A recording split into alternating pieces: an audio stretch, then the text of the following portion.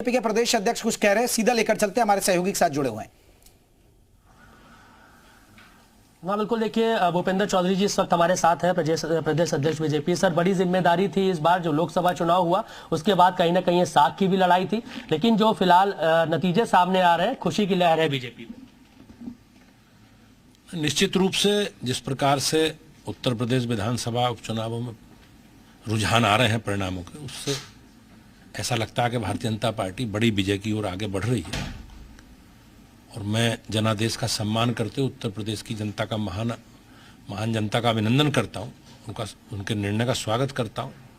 और जो काम उन्होंने उत्तर प्रदेश में देश में भारतीय जनता पार्टी को दिया है, हम सब लोग मिलकर उसे पूरा करेंगे। सर, समाजवादी पार्टी के जो गढ़ है वहां भी प्रभाव देखने को मिल रहा है। कुंदरकी जैसी सीट पहली बार वहां पर जीतते हुए फिलहाल नजर आ रहे हैं। एक रिकॉर्ड बनाने का काम किया है। इतनी बड़ी मुस्लिम आबादी वहां पर है, उसके बाद भी बीजेपी वहां से जीत कर आती है, तो समाजवादी पार्टी इस बात पर सवाल खड़ा करती है। आज भारतीय जनता पार्टी की जो हमारी सरकार की नीति है, हमारे गरीब कल्याण की नीति है, और भारतीय जनता पार्टी का जो आज मूल स्वरूप है वो सर्वव्यापी है और सर्वस्पर्शी है। और माननीय प्रधानमंत्री जी का संकल्प है सबका साथ, सबका विकास और सबका विश्वास। जहां तक अल्पसंख्यक समाज से जुड़ा विषय है, समाजवादी पार्टी ने हमेशा मुस्लिम समाज की राजनीति की है। उन्होंने नेगेटिव एजेंडे के साथ राजनीति की है, लोगों को गुमराह करके, लोगों को डरा करके राजनीति की है। और जो पीडीए का उनका नारा है, आज भारतीय जनता पार्टी उत्तर प्रदेश हो या देश में हो, सब लोग हमारे साथ हैं। सबके विकास के लिए, उत्तर प्रदेश के सभी नागरिकों के विकास के लिए और सबको साथ लेकर चलने के लिए भारतीय जनता पार्टी और योगी जी और मोदी जी संकल्पित हैं। हम उसी रास्ते आगे बढ़ रहे हैं। सर, चुनाव के दिन चाहे समाजवादी पार्टी हो या कांग्रेस हो, इस बात का आरोप लगा रहे थे कि प्रभाव डाल रहे हैं, अधिकारी सेट है और हमारे वोटर्स को बाहर नहीं निकलने दिया जा रहा है, खासतौर पे जहां मुस्लिम आबादी थी। आज के दिन भी यही आरोप लगा रहे हैं और अभी भी ये कह रहे हैं कि सत्ता में आएंगे तो अधिकारियों को हम देख लेंगे जो बीजेपी से मिले हुए हैं। आपने देखा होगा अखिलेश जी ने बयान दिया था कि समाजवादी भारतीय जनता पार्टी के समर्थक निकल नहीं रहे और समाजवादी पार्टी के समर्थकों को निकलने नहीं दिया जा रहा। तो ये इतना बड़ी संख्या में लोगों ने वोट डाले हैं घर से निकलकर, ये आखिर वोट किसके हैं?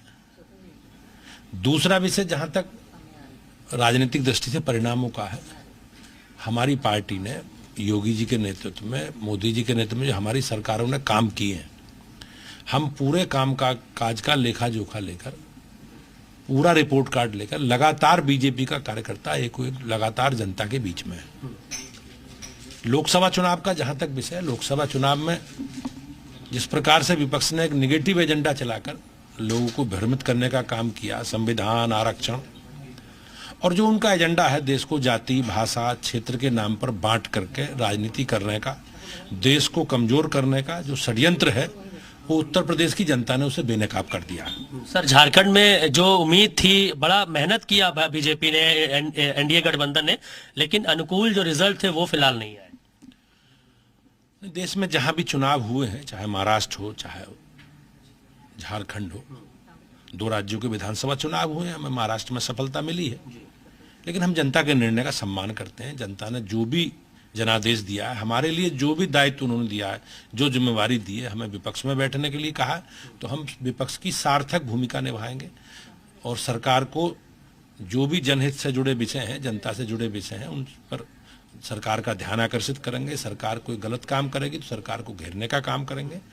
और सरकार के नाते महाराष्ट्र में हमें सत्ता में रहने का काम है, तो हमारी जो गरीब कल्याण की, जन कल्याण की नीति है और सबका साथ और सबका विकास का जो फार्मूला है, हम माननीय प्रधानमंत्री जी के नेतृत्व में उसे आगे बढ़ाएंगे। सर, संगठन की भी बात हो रही है कि संगठन में बीजेपी में बदलाव हो सकता है, बड़ी जिम्मेदारियां मिल सकती हैं, आगे की सर डगर कैसी हो? संगठनात्मक भारतीय जनता पार्टी कार्यकर्ता आधारित संगठन है और हमारी पार्टी लोकतांत्रिक तरीके से चलती है। हम किसी परिवार की विरासत को या किसी जाति की विरासत को नहीं बढ़ाते।